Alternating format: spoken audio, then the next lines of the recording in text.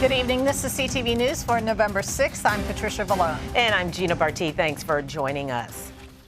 Topping our news tonight, the American public can witness the first open hearing in the impeachment inquiry of President Donald Trump next week. The House Intelligence Committee is expected to hear testimony from William Taylor, the top American envoy in Ukraine, and George Kent, a State Department official, on Wednesday, November 14th.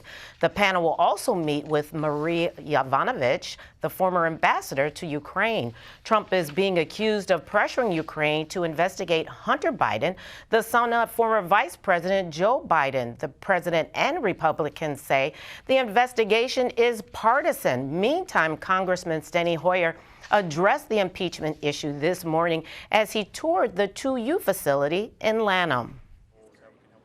If we determine that there has been an abuse of power and that there have been high crimes, then our responsibility will be to move forward on that. And that's, we're in the investigatory stage of that, trying to find out facts and information, and we're doing that.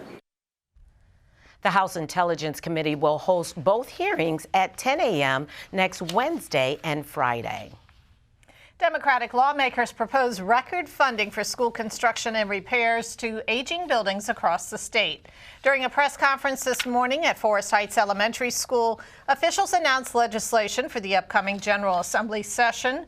The companion bills would speed up a backlog of projects, providing $2.2 billion in funding. Lawmakers say the initiative is separate from the broad overhaul of classroom instruction proposed by the Kirwan Commission, which could cost $4 billion when fully implemented.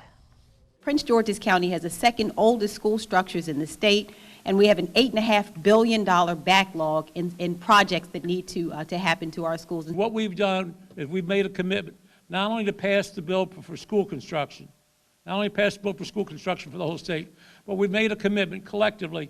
We're going to fund Kirwan this year, okay? We're going to find a way to make it happen. One of Governor Hogan's initial ideas, we're saying that it can't just be the outside, it must be the inside too. And so we're hoping the governor will join us at the table to figure it out. Governor Hogan has voiced concerns that taxes would go up under the Kirwan plan. Ferguson would not directly address Hogan's concerns, saying only that he welcomes a discussion with the governor. Both the school construction and Kirwan proposals will be considered during the upcoming legislative session.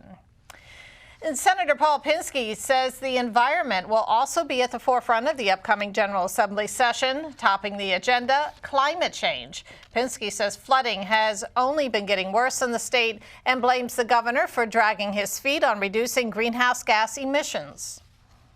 There are a lot of things we need to do, and in some ways the challenges get more difficult. I mean, the speed at which climate change is happening, the flooding in Annapolis, the loss of acreage on the eastern shore to saltwater intrusion to the agricultural area is just growing day after day. So we might need more bolder answers to address it. Now, the 2020 General Assembly session convenes on Wednesday, January 8th. Police have identified the victim in a fatal shooting in Lake Arbor. He is 19-year-old Trey Scotland. Officers responded to the 1300 block of Fair Lakes Place close to 11 p.m. on Monday. They found Scotland in a car suffering from gunshot wounds. He died later at a hospital.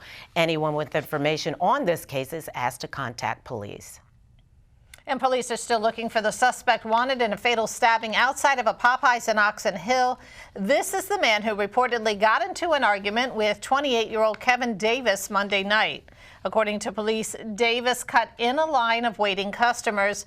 After the suspect confronted Davis, the two went outside and Davis was stabbed. He died later at a hospital. Police say they also want to speak with a woman who was with the suspect in the restaurant. A reward of up to $25,000 is being offered for information leading to an arrest. The Greater Washington, D.C. Veterans Job Fair is coming to FedEx Field tomorrow. Crews spent the day setting up for hundreds of veterans looking to transition from military work or just to find work. Scores of employers will be on hand. Many will be ready to hire. Additionally, we get about 137 job offers on the average at each one of these events. So with the anticipated crowd that we're going to have here, we should hit that mark around 137, 140 job offers. The event is free for veterans, military spouses, members of the National Guard, and reservists. Again, the location is FedEx Field from 11 to 3 p.m.